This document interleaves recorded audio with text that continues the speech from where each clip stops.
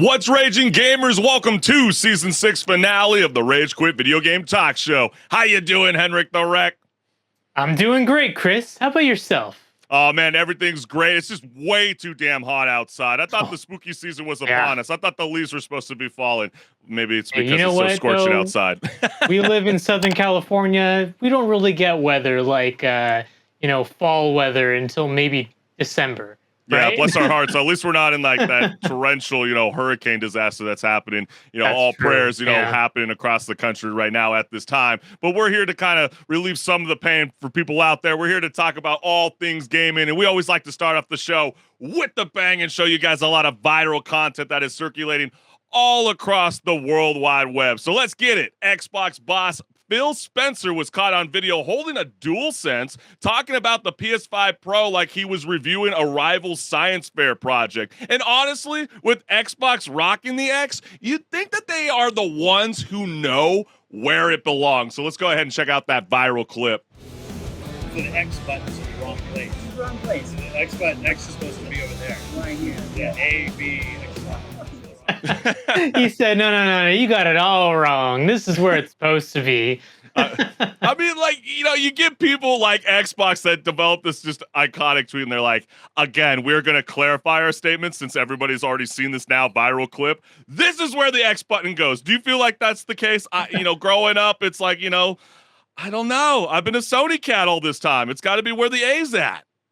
You know what? I've used both controllers, considering I can connect either of them to my computer and play a game. But the controller I do use now is a Xbox layout because a lot of the games are just laid out that way, and the controller prompts in any game on PC don't really see it the other way around like you do with the PlayStation controller. Hey, fair enough, but like Tom Warren even came out and said, yeah, but the X button do this.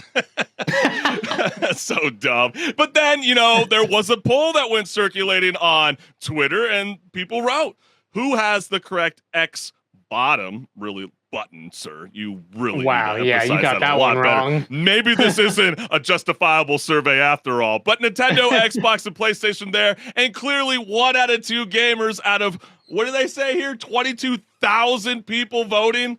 Don't agree with you, HenricK. Sorry, man. Well, it's not Team interesting. PlayStation. Yeah, that is interesting. But maybe that's due to the fact that Xbox has really been struggling this generation of console. Oh, you think that there's a real hate that came with that?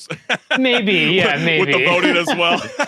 Hey, but let's go ahead and switch topics because a gamer is going viral for absolutely dominating online matches while at work, proving once and for all that you can carry your team and your job. Just don't ask about their productivity reports. And if you don't know what I'm talking about, check out this clip. You're running a shop by now, yeah. Customers come first. Customers here. Customers.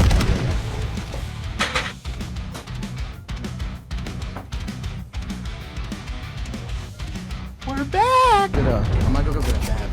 It's the best part about working here, bro. You just go grab stuff. Just like that, free monster. I don't even gotta worry about it. Back in business. Help that brother out. Drop a like. Oh, I gotta go. I'd like to see this guy's kill death ratio because having to constantly go back and forth between playing the game to helping out a customer, which, like he said, comes first.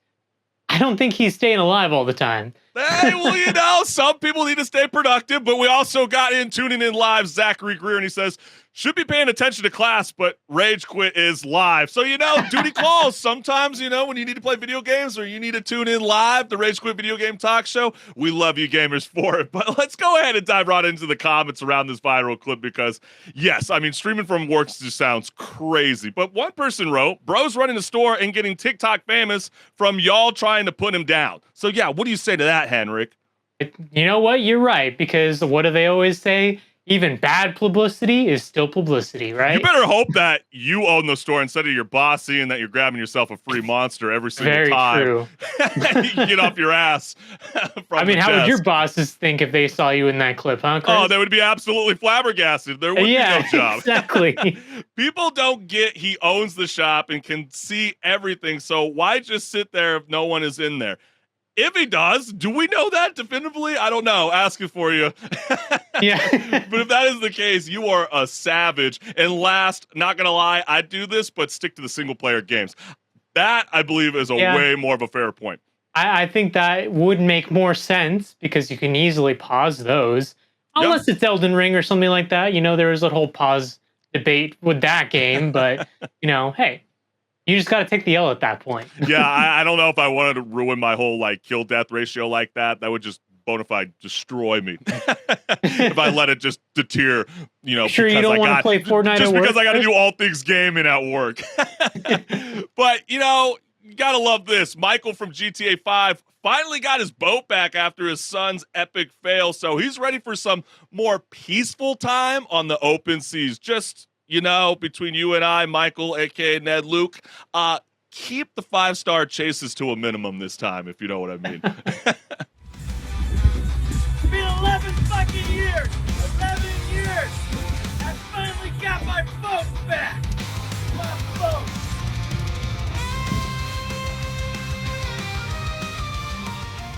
This is a video of a man just on top of the world, in his lane, vibing, just enjoying life. I mean, it's just awesome that, you know, you even see this clip go viral. It just shows, again, just the powerful voices in the industry, these voiceover artists that truly bring some of our favorite iconic characters to life and then make a joke about it almost 11 years later from when GTA 5 got released. I love it. So let's go right into the comments. He got his boat back before we got GTA 6. The classic comment. Exactly. I was mad for him when his son sold it. You know, we all felt it then. I mean, he's probably one of the biggest dumbasses of all video game character history, but that's why we love the family. Yeah, didn't you say something like in some Reddit debate we did that you would punch him or something like that? Maybe. I mean, he does kind of have a punchable face. And then we have this moment. Met him back in 2020. Honestly, one of the coolest dudes ever. I didn't recognize him at first until his voice sounded way too familiar. Goes to show how many hours I put into GTA 5. Had him call up Franklin too, laughing out loud. They're all good buds. I mean, how crazy would that be? You meet a voiceover artist. He's so cool, hanging out with some fans. Just a genuine moment. He goes, hold up. Let me go ahead and call Franklin, the voiceover actor, for that iconic character. I mean, yeah, that's something it's just never nice. forget. It's a wholesome moment, you know, to see that the people that work together in a game are actually friends in real life. In real life. It's just great. It is so freaking cool. But hey, we got so much more here left on Rage Quit Video Game Talk Show. Are you ready to rock and roll, my friend? Absolutely. And I know what time it is. Oh, what time is it, baby? For pause or repeat. That's right. Let's get it.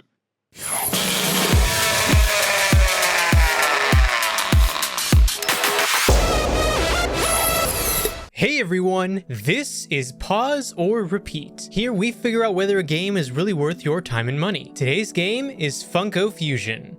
As the name suggests, this is a game featuring playable Funko Pop collectibles, and also because of this, it is of course a game using licensed worlds and characters from several different IPs. So with this in mind, let's first go over the gameplay.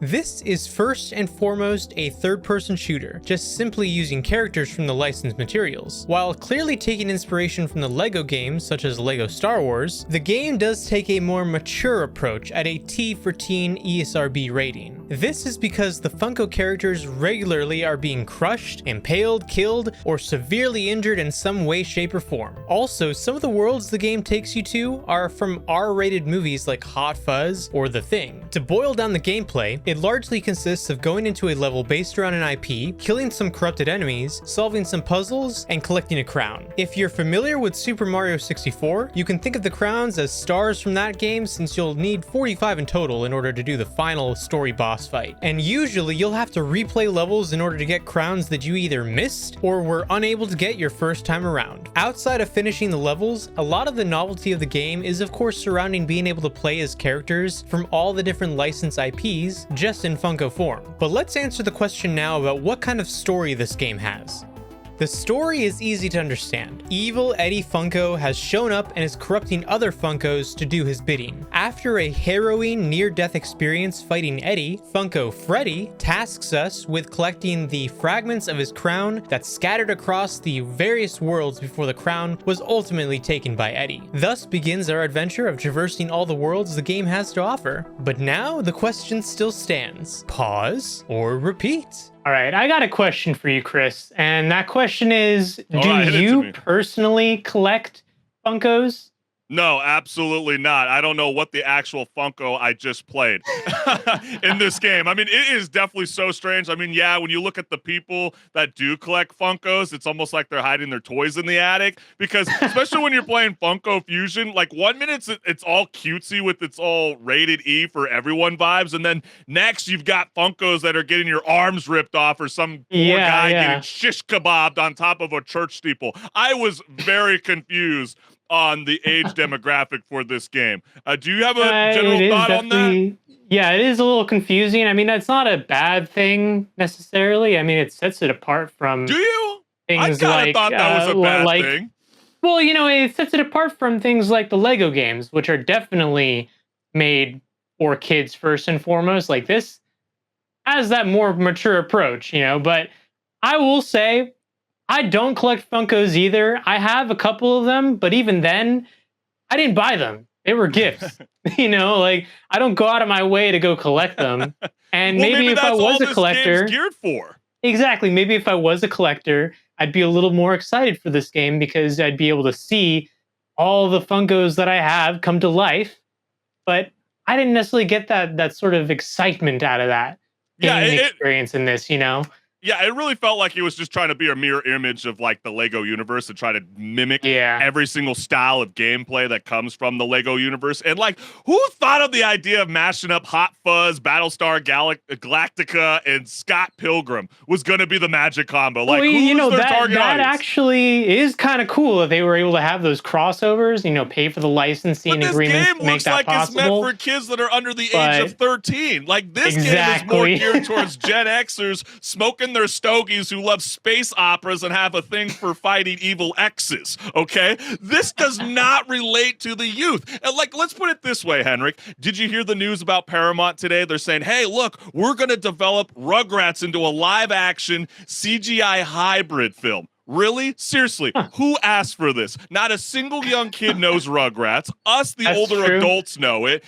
Who are they trying to gear this for? I understand that they have 7 iconic TV series and films with cameos like Mega Man or Marty McFly showing up. Because sure, just throw everybody inside the toy box. But I think with the basic, you know, combat gameplay and really repetitive missions for a game that's $50, which really should feel like a $20 bargain bin special.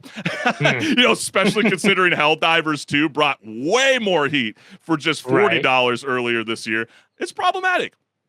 Yeah, I think while, you know, it is definitely the highest point for the game to have all the collaborations and crossovers, that really is like the standout feature for this game. But compare that to the crossovers that even a free-to-play game like Fortnite does, or not even just Fortnite. Like so many other games do crossovers nowadays. They're doing the Marvel and the Fortnite crossover right now. Yeah, exactly. Free. Yeah, you could buy the battle pass. There's less of an incentive to play this then when you could easily go play a free-to-play game like Fortnite that has so many crossovers and probably will have even more than what we've seen moving forward because they have all these big plans for the future, you know? So it just doesn't seem like, even for the people who want crossovers, that this was a game that was like a hit, smash out of the park sort of experience. Well, it just felt like when you play this game, they couldn't find their identity, right? I keep going back to the whole concept that I felt like this would have worked better for kids, not for the older adults. And so they try to make that like cross in between each other, but then all of a sudden you get some of these like gory kind of violent scenes in the middle of like some cut scenes. You really think that I think that is a problem. Was not the move to put in there? Well, you know, 1982 is the thing. I'm sorry, I know you're a horror fan. It is my favorite horror film, to be fair, but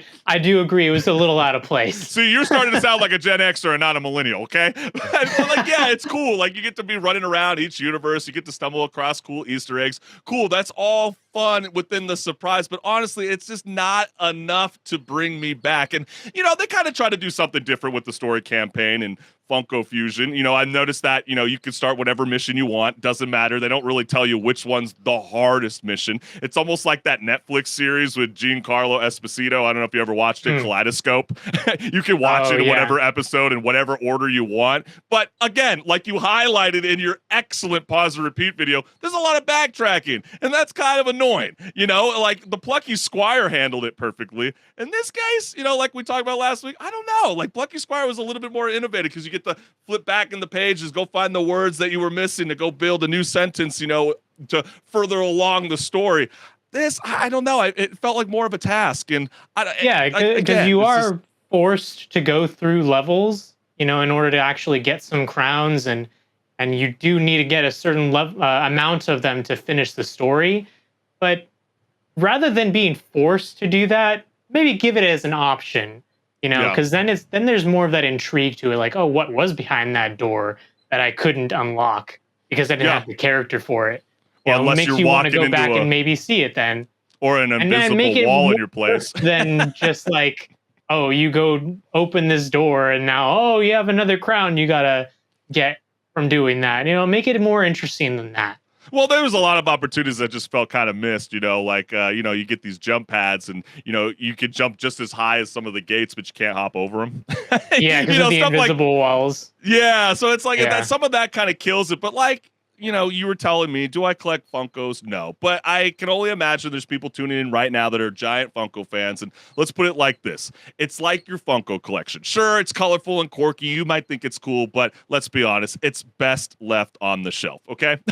You nailed it perfectly in the box. Okay. No one's going to play this, but I guess I would say if it's on Xbox Game Pass in the future, or maybe PlayStation Plus, it's definitely worth the look, but it's by far not a repeat. It's not there. It's a pause. Yeah, I'm agreeing with that because the whole game, it has replayability only because the game forces you to replay the game, and playing it again.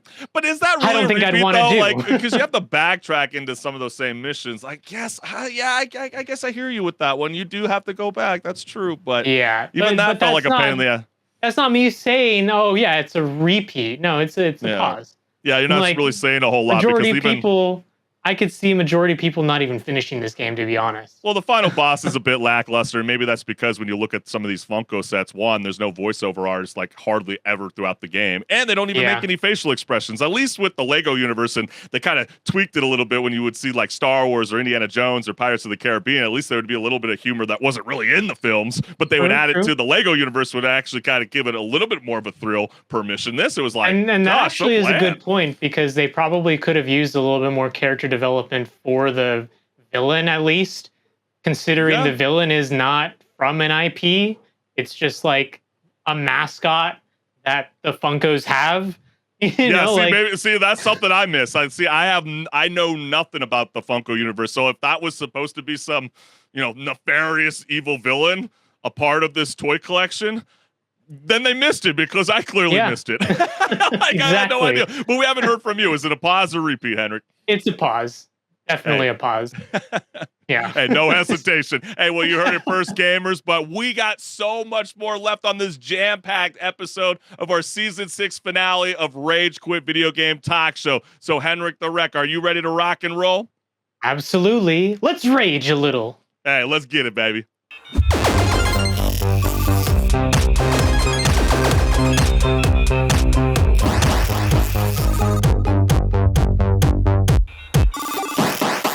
What's good, listeners? Welcome to Patch Notes, where my co-host HenricK the Wreck and I discuss gaming news, industry talk, and so much more. Let's get it. Spooky season is here, which means the leaves are falling and the dead are rising, just like my motivation to get out of bed. While most people are busy watching horror movies, throwing costume parties, and going trick-or-treating, we're planning on celebrating by diving into the hottest video games in October, because nothing says spooky like getting jump scared by Pixels, completely remade to haunt modern players. Silent Hill 2 Remake returns exclusively on PlayStation 5. Follow James Sunderland as he searches the eerie town after receiving a letter from his long-dead wife, encountering terrifying monsters and manifestations of his psyche reimagined after 20 years. So let's go ahead and take an exclusive look.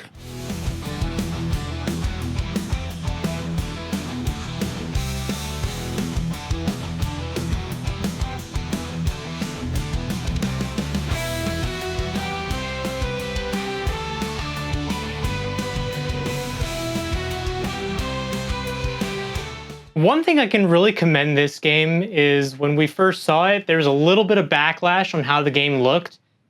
A lot of that's been fixed now. So the developers are listening to players' feedback, and so far I think it looks awesome. It does look pretty cool, though, when it comes out, obviously. Right, and I think, you know, for the fans that were really excited for like the Resident Evil 4 remake, I feel like it's going to be that same kind of player base that's going to be gravitating towards this. And I mean, come on, opening into like the first week of October, and you want something kind of fresh and new for the spooky season? Silent Hill 2 launches exclusively for PS5 on October 8th, so not available for everybody. Only a special selected group of gamers. I know that is kind of a bummer. I wish it was. I wish it was more available for everybody, even though I'm a Sony gamer. But let's jump right on into the next game that's really, really hot in October 2024, and that is Call of Duty Black Ops 6. Is a spy action thriller set in the early 90s, capturing the tumultuous end of the Cold War and the rise of the U.S. as a superpower with the immersive single-player campaign filled with high-stake heist and espionage. Players can also enjoy a top-notch multiplayer experience with 16 new maps at launch, including the return of round-based zombies, where they'll battle hordes of undead in 2 brand new maps, with even more content on the way after launch. So let's go ahead and take a look.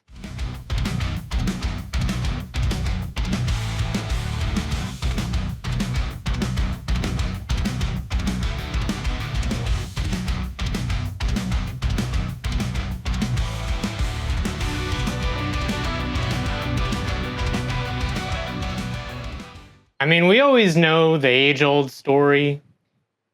A year goes by, and another Call of Duty game comes out. So it's always a hyped-up game. We'll see if it's any different this year, though.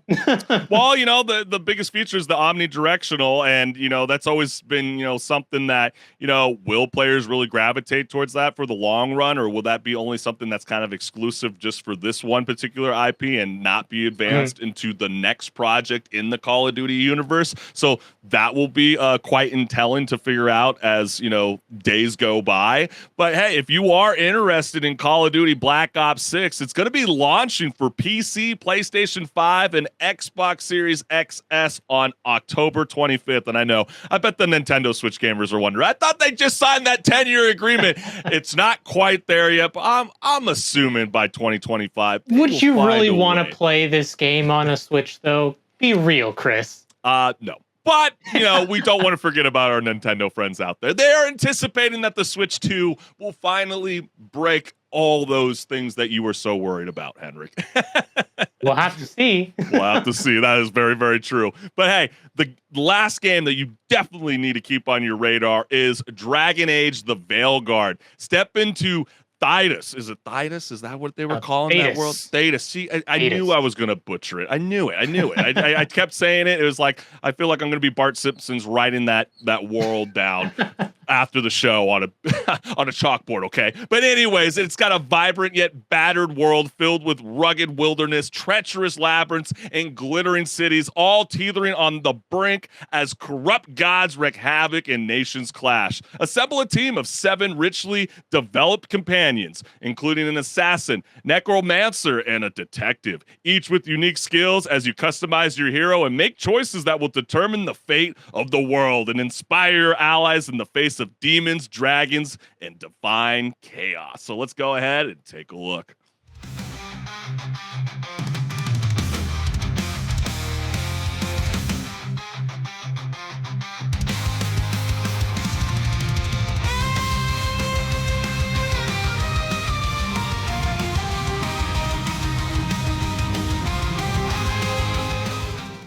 I've played a couple of these Dragon Age games. One of my friends is a bigger fan than I am, and he's always like, "Oh man, this game doesn't look like it's gonna be good." I'm like, Really? I kind of thought it looked pretty cool. It's made me a little skeptical, but also, hey, we don't know. The game's not out yet. What is the part that's so skeptical? I'm curious. It's not the older games. I think that's the big thing for him is not the older games. So that might be a thing that might turn some of the fans that are, anticipating this game away from it, but maybe it might bring in new people.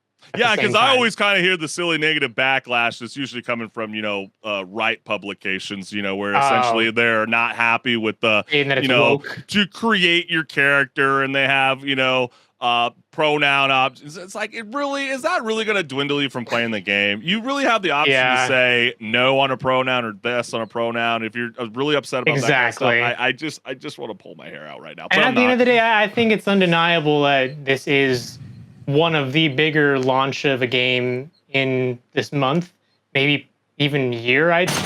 It's a series that's been around for a while, and people are excited about the next, installment of it. So we'll see how it goes. They're banking on you to stay indoors and not go trick-or-treating because it's going to be releasing on October 31st for PC, PS5, and Xbox Series XS if you want to pick up Dragon Age: The Veilguard. So, man, there's a lot of great games. We didn't even get to raffle them all up, but trust me, these are the three that are on our list. But, HenricK, let's start to go into some industry talk. Break it down for the gamers.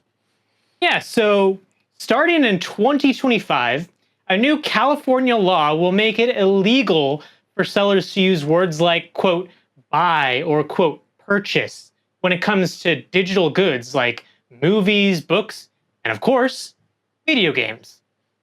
Unless they slap on a big warning label saying those items could vanish faster than your friend's patience during a boss fight in Elden Ring. Yeah, and we do have the whole, law pulled up here. Yep. A lot of words, a lot of jargon. Go ahead and read that if you'd like. But as it says here, the new law, AB 2426, is here to expand on existing false advertising rules by banning any terms that might make a, quote, reasonable person think they actually own something. Yeah, fair enough. Yeah, I mean, I think that's actually reasonable. When the thing says buy and it's not actually buying, that's kind of, not accurate. So it's a good thing. But so forget about, quote, buying or owning your digital goodies. It's more like getting a very long-term lease with the option to cry when they disappear. Starting to feel like that. Yeah. Of course, gamers responded to the news with the following comments. Oh, yes, we do. We have comments around this new California law on digital goods. And the first comment that we have here is, if purchasing doesn't mean ownership, then piracy isn't theft. Strong statement with over 14,000 interesting logic. People. I know, right? I was definitely feeling the same way. There are laws against piracy, after all. We don't condone that here. Yeah, right.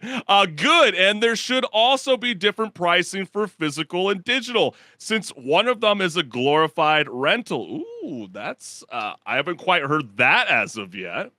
Yeah. What do you have any real thoughts on that? Do you think they're going to give you a $10 discount if you go down the digital route? Well, I mean, it would be great if they did, but I know they're not going to. Because they're banking on, PlayStation Plus and Xbox Game Pass, and let's even say Vita Go. They're allowing, or Steam, by the way. And if they were not to drop closing the price, down anytime soon. If they were to drop the price of the digital as opposed to the physical, maybe some more people would buy digital, but they want to make sure that those services that you're talking about look even more enticing. Yeah. Why would you spend $70 on a game when you can spend $15 on a monthly subscription? You can still play the game. Yeah, and I think that's where most people are starting to head towards. And, also we got a person that says physical copies are the only way to truly own something. And yeah, I mean, obviously, but, that's whether, you collect Funkos. you definitely have to have the room and space for it. You can even have the physical copy, and it still can be removed. Concord. Yeah. I Yeah, mean, if it you- falls upon a live service, and yeah, that's true. I mean, if they kill Yep. the live service, then it doesn't matter whether you own the disc, you're screwed. Yeah, and actually, funny thing, I did see physical copies of Concord, but didn't actually see any of them get bought. Unfortunately, that would have Man, been. well, you better buy it now and put it on eBay. You might make some money, young lad. or here's an idea. What if we mandate these companies to actually give us the ownership of a product that we purchase and give money for instead of using deceptive language to sway customers? Yeah, I think that's kind of fair. I mean, some people are reading this law as like, why is the third party vendor the ones that have to explain that your buy and purchase isn't quite a buy and purchase? It's more of a license when you buy a digital goods through, any kind of rental online. Yeah, it really should be the other way around. Like the people selling the game, maybe they are the face of who you're making the transaction with. But by the end of the day, when you look at it, you're giving that money to the people making the good. Yeah. So, Yeah, that's a good point, HenricK. And the new PlayStation Pro is digital only, by the way. Yeah. So, the more these studios get you to convert the digital route, the more they will basically dictate our lives. And Zachary's joining us again, says SMH, leave it to California to add another unnecessary new law. I mean, yeah, you could view it that way, Zachary, or, consider it like this. Assembly member Jackie Irwin was the one that sponsored the bill. They also told GameFile she was initially prompted to take action by Sony's planned removal of Discovery content from the PlayStation Store because of its expiring licenses. And then that further built more momentum, within the California state of the United States of America, because, everybody thought originally, HenricK, I thought this was because of The Crew. Remember The Crew? Do you want to break that down for anybody that had no idea what was going on with that situation? Yeah, essentially, so the game The Crew got taken down off because it's an online game, online only. Technically, you could play it by yourself, but it has that online component. And because it has the online component, Ubisoft had to keep the servers up in order for you to play it. Now, when they no longer saw that they were making money off of that, they said, we're going to shut down the servers. But in doing so, they also have to pull it from the stores because you can no longer play the game. That means that if you want to play the game, you can't anymore, even if you own the physical copy. Very similar to Sony's Discovery. Not only would the shows no longer be available for purchase, but those who had already purchased them, you lost all access, right? Because you bought it through their service. So if the service is gone, it's like tough shit. And so now this new California law is like, you need to really specify to the users, the consumer, about what they're about to be doing. So that's why more people say again and again and again, this is why we need to support more physical copies than digital goods. And so, yeah, I mean, it's definitely very, very wild. I mean, especially considering, 2 months later, Ubisoft helped definitely convince people with The Crew, right? StopKillingGames.com was definitely a major push as well across the pond to really start to, push for this notion, even in the, the European Union as well. So it's not just here in the United States. It's kind of slowly trickling into this concept of like, maybe we need to do something about digital goods in the future because everything is on the phone, the tablets, the PCs. Cut the cable, right?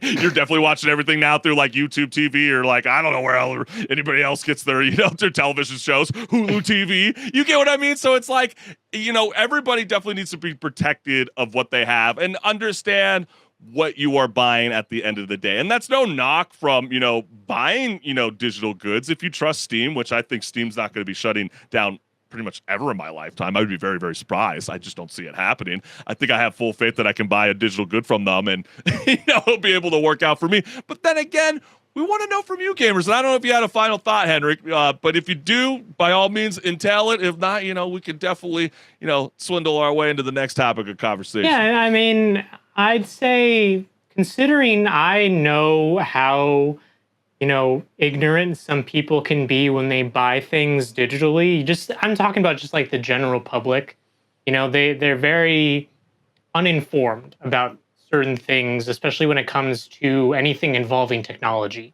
Like you and me, we're online, we're live streaming something. That's something that so many people can't even figure out. They don't even know how it works. So a lot of people, when they buy things digital and it says buy, they're assuming, the word buy means, oh, I'm buying it and I can own it forever. Yeah. Well, clearly we've seen that doesn't actually mean that. So I think there's this more is a good answers, thing I think. actually, specifying that it's a license you're buying, not actually the content itself. Yeah, and the more you're saying that now, just to kind of wrap this conversation up, I think you're onto it as well. But also, now that I'm hearing your stance, and even me speaking out loud, it almost, kind of makes sense of like maybe where Ubisoft apparently wanted to make sure, nobody whipped up a DIY option for their That's game true, to get running yeah. again. So because they always want the profit to come their way, or maybe they want them to focus on the next adaptation of the crew and not live off like a 20 or 25 or 50-year-old game. But then again, we want to hear from you gamers. Do you guys think this is justifiable? Would you like to see this actually be pushed across the nation where all consumers, be, told that you're buying a licensing good and you're not actually owning the product? Let us know what's good. But speaking of Ubisoft, Chris, I know they're back in the news. What's going on there? We've got a big story for that. Oh, yes, we do. Ubisoft's executive committee and board of directors are officially investigating why the company is struggling, probably to figure out why their games are missing more deadlines than a college student. So the news dropped alongside a financial update revealing Assassin's Creed Shadows is delayed, Star Wars Outlaw is underperforming, proving even their games are taking after their stealth mechanics. No pun intended. But they kind of quietly were slipping away from their success. So people are wondering what the hell's going on. So gamers reacted to the bigwigs jumping in to save Ubisoft like they're the A-team or some kind of form of the Avengers, with the following comments. So let's go ahead and dive into the first one here. They're about to blame worker productivity not being high enough and too much spending on employee resources. And then a follow-up says 450 quality control personnel have been laid off. Hooray! The company is saved. And so, there's been a lot of layoffs over the years.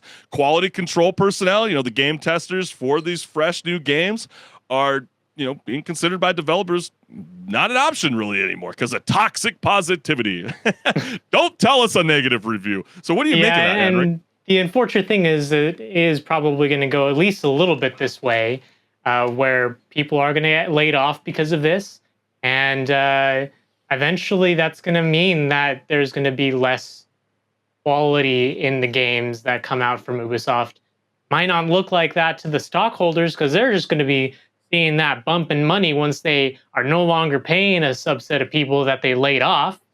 Yeah. But they're looking short term. It really looks like a lot of the time, these companies.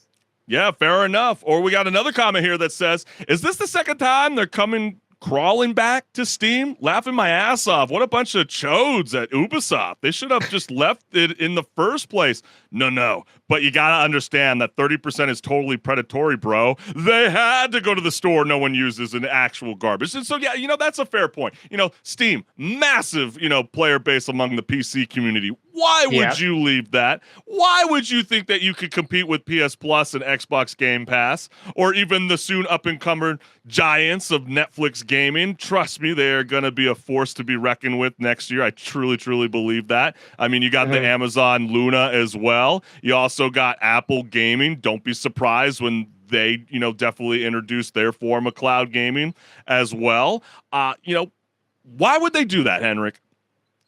Well, it is like that comment said, that Steam does take a 30% cut of every purchase on the platform, which it is a massive cut when you're making so much money off of a game to see 30% of it go to the storefront that you put it on.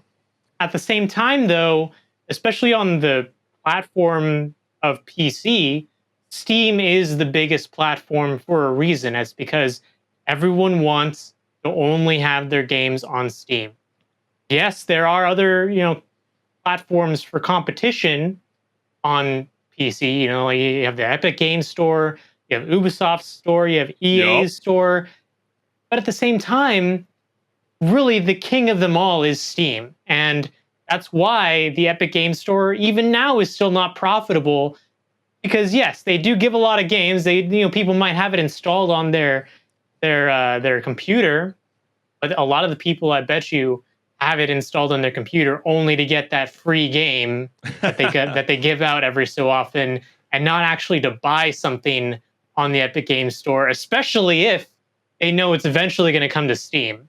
Hey, fair enough. I mean, I also think, cruelty squatting, the comment down below also makes that fair point, because that was the thing that everybody was upset with Apple, the iOS device having to use their toolkit and nothing else. And then, the whole idea with the whole 70-30 cut just doesn't fly with people. And yeah, studios and developers don't like the new change, the new push, and realize that people aren't buying physical goods. They want to go another route. But then you also get comments like this. Step 1, announce the first non-EA Star Wars game in 2 decades. Step 2, get a bunch of $ bags handy. Step 3, what was step 3? And then step 4, this is where profit is supposed to be. But then we get another comment that says, I know what step 3 was. It's charging $130 and don't put it on Steam.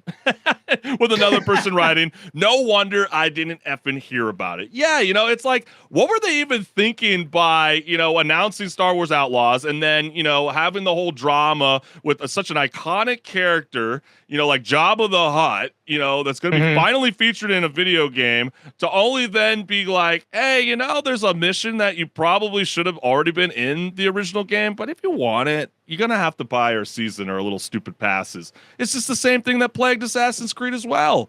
Why do they do these kind of dumb things? But then again, fair enough to, Ubisoft, they did backtrack on the whole season pass, at least for Assassin's Creed for the time being. So we'll see what further entails. But then we also got another person who goes, what not releasing on Steam does to a mother effer. And seriously, I was all in and way hyped until I saw it was Uplay only. Why even set yourself up like that? It's really funny how tied, the allegiance for the Steam community is. And last, looking forward to buying it for $20 once it's patched up and complete. Companies need to stop releasing half-baked games with major issues that play testers had to have reported. Overly pushing instant fail stealth, can't carry a gun up a ladder, etc. That's so funny. Everything that we were complaining about a couple weeks on Pause and Repeat. The more people vote with their wallet, the faster it will stop. And clearly, that's what's happening. People are just not buying their games. And, I was even on record, HenricK, I really felt like Star Wars Outlaw is still a really, really good game. It's just unfortunate that they went the CD Projekt Red route and wanted to drop a game that was clearly not complete, but it definitely had its bright and shining moments, and the story is actually very, very excellent in Star Wars Outlaws. It's just buggy, and that sucks. But then also last month, you get X Defiant, that was reported to be at risk of losing its much-needed post-launch support after dwindling player numbers. And, the impact of Assassin's Creed Outlaw is starting to feel like, a wet firecracker. So that's pretty insane. And then on top of it, Ubisoft stock hit a near 10-year low. So HenricK, I'm asking you, what's next? What's next for the studio? Some people are saying, what's next is they're going to go bankrupt. I don't know if I'd go that far and say that they'll go bankrupt. I think that's still a ways off, considering that they still have plans to have things come out. I think what they need to do is take a step back from their plans and reevaluate everything from the ground up. And I see that they're making some changes with the next Assassin's Creed game, Assassin's Creed Shadows. And that's a good start, because that's your next big title that's already been rife with controversy that we've even talked about, like the big one that everyone was complaining about being the Black Samurai. That's kind of a non-issue to me personally, but a lot of people were upset about that. But it's a real thing. The Japanese community is definitely like, we finally have a game that's going to be highlighting our culture, and we just don't feel like it's being clearly represented, which is kind of dumb too. I'm with you. It's like, wait until we play the video game first before we can actually judge it. And if there's problematic story stuff, by all means. Yeah, and I mean, I'd say focus more on the fact that there's things that seem to be broken in the game. Like there was a trailer that came out. There was a Michael Jackson moonwalking horse. Come on, like, why are you going to put that in an official trailer? You're just making your game look bad. Well, so, it doesn't really help either when you had Assassin's Creed Mirage and that was being sold at $50, and then they're like, nah, this is going to be the next greatest thing, and let's go back to the the $70 route. That's problematic. And then there's new reports coming out that they're like, we're here from you gamers. We understand that people are not happy with the whole dual character choice that we are going with this. And so we will introduce co-op playing. And if that's the case, that's actually might be kind of cool. I don't think we've ever seen that. Yeah, We've never I think seen it that would be before. really cool. You know, so imagine you get to play with your friends online and one of you guys gets to play as one character that both have different attributes, by the way. I think that's kind of cool. But then again, that also kind of tells me a little bit of what the story's going to be like. I think I could be totally wrong. I'm just speculating. But if they can easily shift to a co-op route, that just tells me that you can play as one character the entire time throughout the game and never play as the other character. Maybe the character might be in the background in a cutscene, but you can probably ride with whatever character choice you want. I could be so wrong on that, but that would be the big, pushing all my chips on black, thinking that's what's going to happen. No, yeah, I mean, that does really seem the way that it would be if they do a co-op, which it still would be really cool. You know, that wouldn't necessarily be a bad thing. I would say it would just, give an insight of what the story would be like. But, that is one thing that needs to be, maybe looked at as a possibility for them to do. But also just, try to go back to the older Assassin's Creed formula that did work. Or HenricK, I will say, what if they get bought out? What if Xbox wants to step in? I did see what if PlayStation wants to step in? People were saying, hey, Tencent, this is your chance to buy Ubisoft. You already have 10% stock holding in the company, so you could step in. See, I don't know if a lot of people would think because that they're that from would be a possibility, Montreal though. and they're over, I believe, in Europe as well. So in France. Chinese development of video games is prospering even more with Black Myth Wukong being such a massive success. So I'm with you on that one. I didn't quite hear that, but you know what? I think you got my ears perked. I know you can't see it because I got headphones on, but definitely, I think you're onto something, HenricK. But gamers, we want to hear from you. Is Ubisoft doom and gloom? Or are they just set for failure? Or do you see someone coming in to save the day? Or will Ubisoft get back and put their bootstraps back on and just deliver the games that they promised us and delivered us almost a decade ago? Let us know what's good. But HenricK, let us know. What are we doing, baby? Yeah, we're diving back into the wild world of Reddit debates.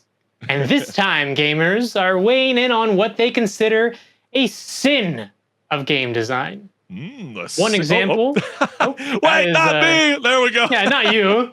We already see your face on the left side. I was about to say, we already see your face enough. Come on, no, But one example, well, when you finish a battle only to have the loot vanish faster than your will to live in a cutscene. Oh, tell me about it. Yeah, because who needs a mythic weapon you skipped over when you have a plot, right? Fair enough. But, we had a lot of comments in this thread, actually, quite a few.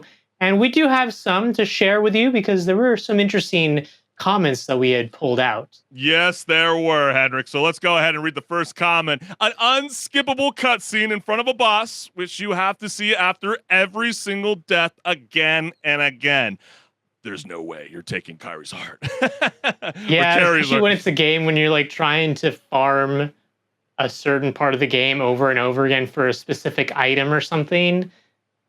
Yeah. I think this is more along the lines of I don't know if you remember in Dead Space, the very first one, you play against the final boss and then you keep dying, but instead of just being able to skip the cutscene, you have to listen to the 2 minutes before you can freaking shebang with each other. I think that's kind of what they're saying on this part. It's like, let me skip. I don't want to keep watching it. It only makes me even more mad once I have to get in front of this evil creature. Not being able to press up and immediately be at the bottom of a long list. Same for horizontal scrolling. Yeah, it's always when the terms and conditions always pop up, especially when it's like a Madden or an EAFC game or hockey. Yeah, because who really reads the terms and conditions, Nobody's reading right? that kind of stuff. Nobody. So it's like, come on, can you just give me a simplified answer of just accept? Thank you. But I guess it's their way of saying, hey, listen, you did use our game mechanics to push all the way through. You went all the way through it. You read it, right? Right, exactly. When a party member leaves the party or game for good and they don't automatically unequip all of their gear or let you do it on their way out. Oh, yeah. Yeah, the micromanaging that it is like a necessary step, but it does feel unnecessary at the same time. Yeah, I think that was some of the bigger complaints with Helldivers 2, right? Correct me if I'm wrong, but like people, there was like a moment where like if they saw somebody with like a lower level count, and they're like, dude, I'm not playing with this fool. And then if they have like good stuff, that they'll just bounce out, and you kind of just like left there in the dust. You're like, okay, sweet, because I got to do this all over again. Quit game. Are you sure? Yes. Cuts to a boot up screen. Has to skip the cinematic trailer. Press any button to start. Stylized menu loads in. Quit game. Are you sure? Happens let me to a give you a lot. little pro Go tip for it. here on that. If you're a PC Okay. gamer, Alt F4.